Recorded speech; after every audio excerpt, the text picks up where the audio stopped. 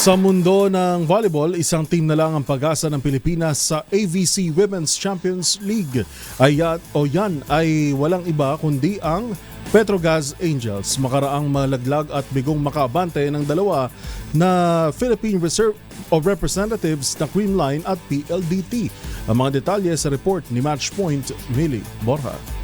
Nauwi sa kabiguan ang kampanya ng Creamline Cool Smashers at PLDT High-Speed Hitters matapos ang kanilang pagkatalo sa kanilang quarter-final match-ups sa 2025 ABC Women's Champions League na ginanap sa PhilSports Arena nitong Huwebes. Tuluyang nawalan ng pagkakataon ng dalawang kupunang Pilipino na makapasok sa podium matapos matalo sa straight sets. Ang Creamline kontra Thailand's Nakhon Ratchasima at ang PLDT naman laban sa Setizu ng Kazakhstan. Sa kasalukuyan, ang Petrogas Angels na lumalaban bilang kampiyon ng PVL All-Filipino Conference ang tanging pag-asa ng Pilipinas para sa isang podium finish. Sasagupain nila ang Baek Motor Volley Club ng China sa ikalawang araw ng quarterfinals mamayang gabi sa PhilSports Arena. Muling nabigo ang Creamline na makatawid ng double-digit scoring ang kanilang mga players sa ikalawang sunod na laro.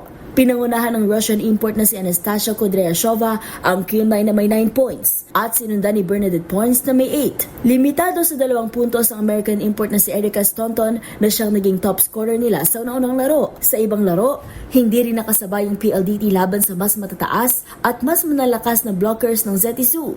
Umabot sa 12 ang blocks ng Kazakh squad sa buong laro, kung saan 6 dito ay nanggaling pa sa unang set. Nakipagsabayan ng PLDT sa unang bahagi ng sets, subalit hindi nila nakayanang tapatan ng endgame surge ng Setizu na nagpaalis sa kanila sa tournament.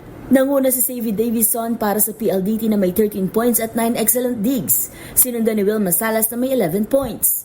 Nagpakita rin ng matinding depensa ang kanilang team captain na si Kat Arado na nakapagtala ng 17 excellent digs at 6 receptions. Samantala, matapos ang kanilang mga pagkapanalo kontra sa mga Pilipinong kupunan, magtutungo ang Nakhon Ratchasima at Setizu sa semifinals sa Sabado, April 26. At yan ang mga latest updates sa mundo ng sports.